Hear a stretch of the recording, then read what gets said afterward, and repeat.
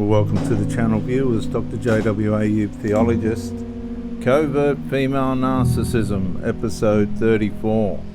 When you had to rebuild trust in yourself again. At first, the silence felt unfamiliar, not peaceful, empty.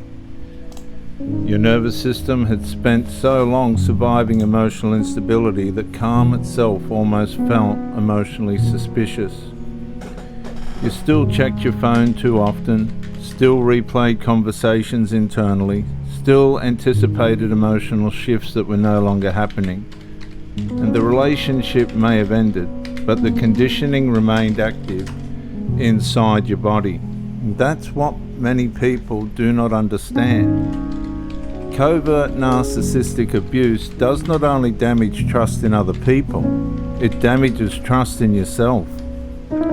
And the kitchen feels strangely still. No tension in the room, no emotional scanning required, and yet your body still feels prepared for emotional impact anyway. And that matters because eventually the nervous system stops trusting its instincts, its perceptions, its emotional reactions, its boundaries, its own reality after years of emotional contradiction, instability, and psychological adaptation. So recovery becomes more than heartbreak, it becomes reconstruction. And love should not leave you emotionally disconnected from your own inner voice. But with the covert female narcissist, eventually it does. And it can. And it will. Especially after prolonged exposure to intermittent warmth,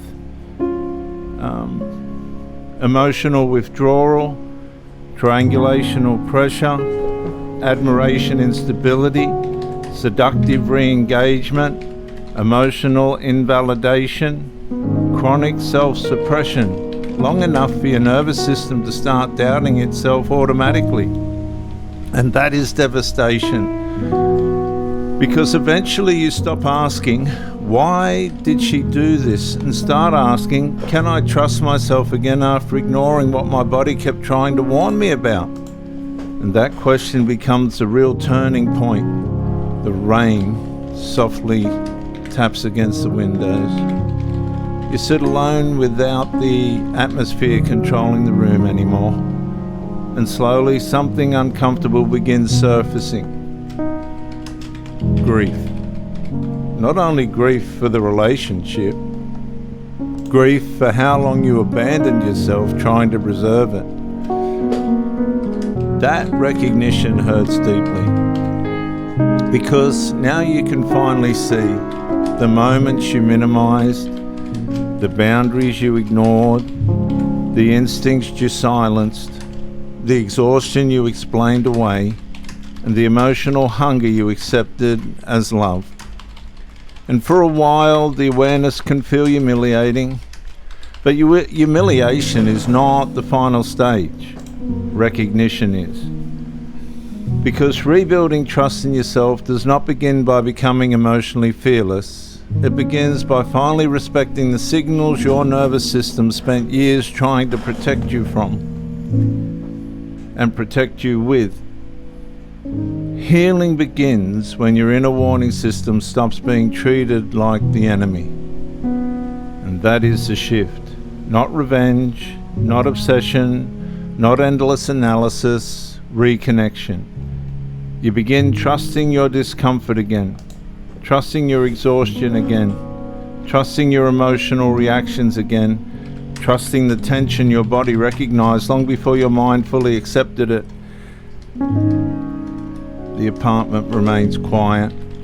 The silence feels different now. Less threatening, less occupied. And somewhere underneath all the grief, exhaustion and nervous system residue, something slowly begins returning. Self-trust. Not fully, not instantly, but enough to finally recognize something catastrophic. The trauma bond spent years hiding from you. You were never emotionally weak for hurting this deeply. You were psychologically conditioned to survive inside emotional instability long enough to forget your own inner voice mattered too. And rebuilding begins the moment you stop abandoning yourself to keep attachment alive. I'm Dr. J.W.A., theologist.